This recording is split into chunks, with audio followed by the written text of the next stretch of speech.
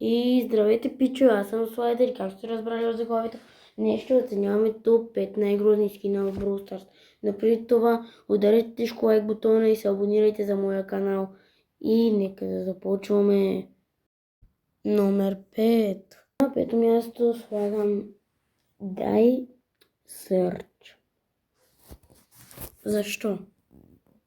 Първо, вижте. Той си изглежда като оригиналния Search, просто с кашони. След това, няма никакви други анимации. Нормално стреляне. Всичко нормално. Пускаш няколко пъти супера. Много маничко се променя. И да, това е номер 5. Номер 4. И на четвърто място е Vinicius Биби. Просто тя не си заслужава. Тя е почти същата, като от нормалната Биби. Но няма никаква анимация. Просто нищо сериозно, като за 79 гема.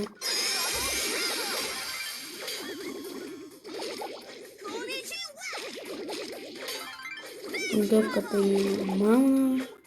И да, Vinicius Биби застава на четвърта позиция. Номер 3. И трета позиция взима Коланита. Просто тя си изглежда като нормална Нита. Просто е друг цвят, доколкото се вижда.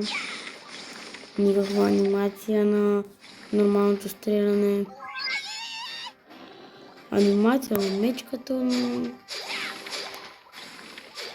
Да. Просто скина си е траш.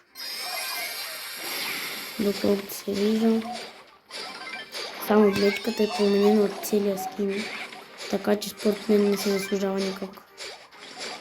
И Коланита е на трето място. Номер 2.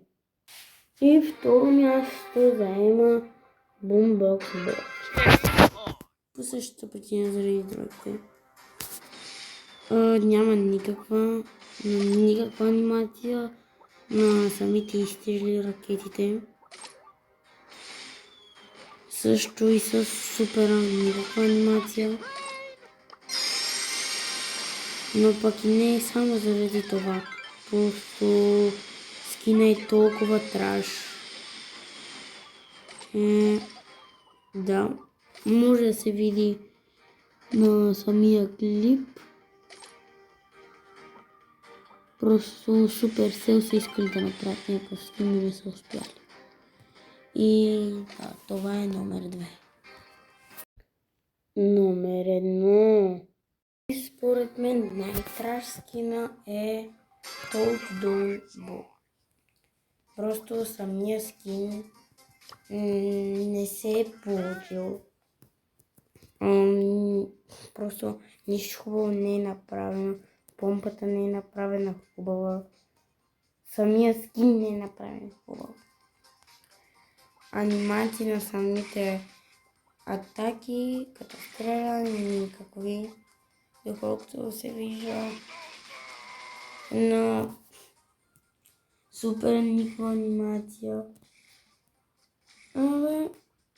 Според мен за това е най-зле скина, който не го препоръчвам за купуване, ако мислите да си го купувате и да. И да, хора, това беше от днешния клип и от мен. Чао!